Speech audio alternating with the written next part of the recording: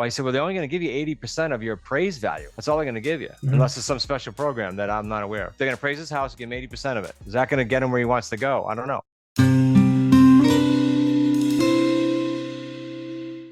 Forgot what group you were in. I was going to call you on the road anyway, just to see how you made out that day, because you didn't call me, right? I think it was Saturday or Friday.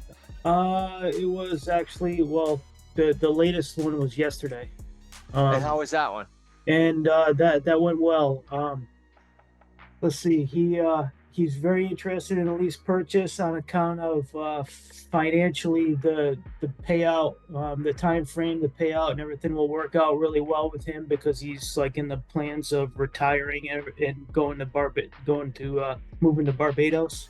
Oh, really? Full time? Yeah. Wow. That's different.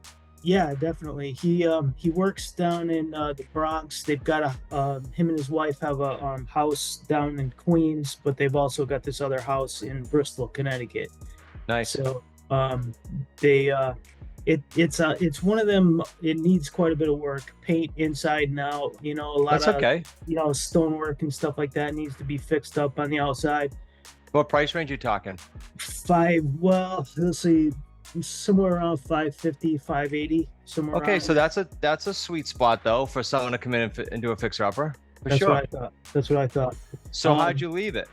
Well, the way that it got left was he was telling me his backup. His backup was to get a HELOC and I don't know a few other things. I was just I was listening, but I was more intent on when he focused on what he said. I need a down payment. He goes 50 grand. And I said, well, I can't do that because that's my safety net. That's the insured, that's for me to make sure that everything gets paid and you get cashed out. I explained that twice to him, but he's still What about asking. AO? He doesn't want it? No, he wants hands off. That's why he loved the thought of the lease purchase. Well, the only challenge is lease purchase. You're not going to risk that much money. What's owed on it? Let's see. He owes still between 280 and 290. He said. Like I think I was telling you, he wouldn't show me a statement yet. Well, you don't need it yet, right? So, right. Would he do a land contract like a sub 2? I don't know. I mean, would that get him his some money down? I mean, does that change anything as far as that goes? You'd own it, so you wouldn't mind it if you can get him down a little bit, so that when the payday one comes in, you can use that or a piece of yours for that. Mm-hmm. I mean, it's not great, no, because you'd suck up your payday one potentially, even if you got him down to half. I'm just throwing it out there because you're not gonna put that much money down. What if he doesn't do something with us? What's he gonna do? Get a HELOC, put it on with a realtor, and the HELOC is evidently going to get him his money that he needs to do other stuff. He was telling me all his finances, like how much he makes with New York City Transit and stuff like that. 160, 180 grand a year, and he's telling me, he's going to be able to retire with $10,000 a month. Hey, Krilla.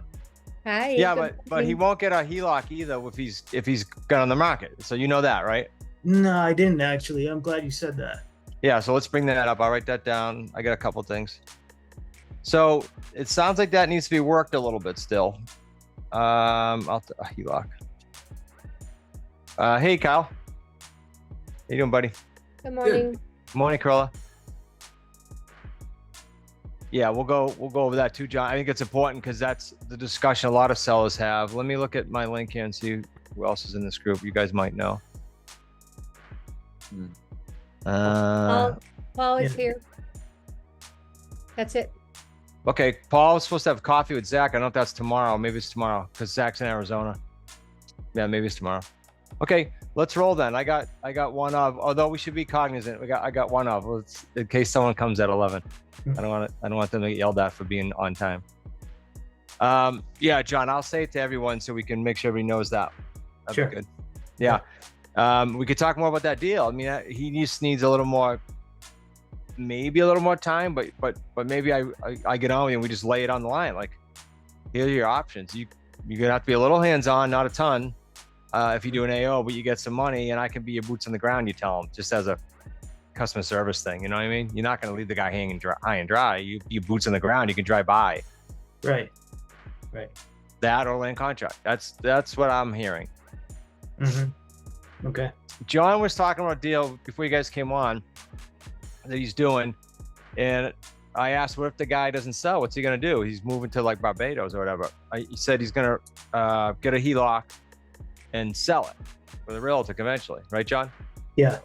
So my comment was, right before you guys came on, Rick talked about this recently. I forget where. I don't know if it was on a mastermind or he just did a video or whatever, but they're not going to be able to get a HELOC while they're on the market, especially with a realtor. Like, the bank won't do that. I don't know of a bank that would. So if they're listed, they're not going to get a HELOC. So he wants to avoid that. Even if he was listed and pulled it off, they're going to go, why were you on? Why are you applying for this HELOC? So have him be careful with that. Now, if he gets the HELOC and funds it and gets his cash and then goes on, no one can say anything, but he can't be on the market and try to apply for a HELOC. Just so he doesn't shoot himself in the foot. So why is he getting a HELOC? Because he needs money to move. He needs cash to, yeah, I think so. Yeah, and one reason for that HELOC was like I was saying to you earlier, Chris, the outside, the inside needs paint. There's a bunch of wallpaper that's like half stripped on the inside of the house. If you could imagine furniture all over the place, all covered up with throws and stuff. They're in the process of moving out, but in order to sell on the conventional market, he's got in his head that he's going to have to pretty it up a little bit. So he got a price of paint and stuff like that. He was throwing 20 grand here, 20 grand there. So I think that's partly for that HELOC too. Okay, so let's keep going with this. So my conversation, because it's a little bit more info, my conversation would definitely be where I was going earlier with, why would you want to apply for the HELOC, go through underwriting, go all through that, then spend money in the house when I could just do it as is right now? The only difference is you're not going to get your 50, but you would have spent 20 or 30 of it. Right. So maybe we can work out, 5 or 10 grand moving money or something. Then you have a deal. That's exactly what I was thinking. And 5-10 grand moving money. That's kind of where I was thinking to go with it. That's why I wanted to ask you. I was saying anchor lower though, John. Anchor lower. Like, I don't know. We don't do that, but we can maybe come up with some moving money of a few grand, and then in your head have 5 to 10. Don't go 5 to 10 because he's going to go to 10. Right. Okay. Like I think we did one with Claudia once. She wanted 5 grand. We gave her, I think we got her down to $1,800, and then we took off 3 or 5 times that of the equity on the back end. Okay. So have that formula. To be honest with him, I can give you a little bit for moving, but it's going to come out the back end plus a little. Okay. Because he has equity. Cool. Yeah. There's a lot of equity. So play with that a little bit, and that's why these calls are good for those type things, like play, so we can script and rehearse and then go at it again. Okay. Yeah. Yeah. I'm supposed to talk to him today, as a matter of fact. So Great. I told him, I said, I'm going to have to talk to my partner. He goes, yeah, go talk to your partner and see if you guys can come up with 50 grand or so, so that, so of course. But just, okay. and be very, professional, but to the point with this, like blunt, like he's going to jump to a lot of hoops to try to get that thing done. He can't get a HELOC probably till it's looking a little better, yet he needs the money for that to make it look better. Like, that thing's not going to appraise out great. And they're only I don't know if you guys know this, you should make sure you know this. I talked to a lady yesterday, it's on the script channel actually, that said she's going to pull a HELOC and then try to build this house. And I said, how much do you need? She said, like, high 4s. Well, I said, well, they're only going to give you 80% of your appraised value. That's all they're going to give you. Unless it's some special program that I'm not aware of. Roughly 80%, they're going to appraise his house and give him 80% of it. Is that going to get him where he wants to go? I don't know.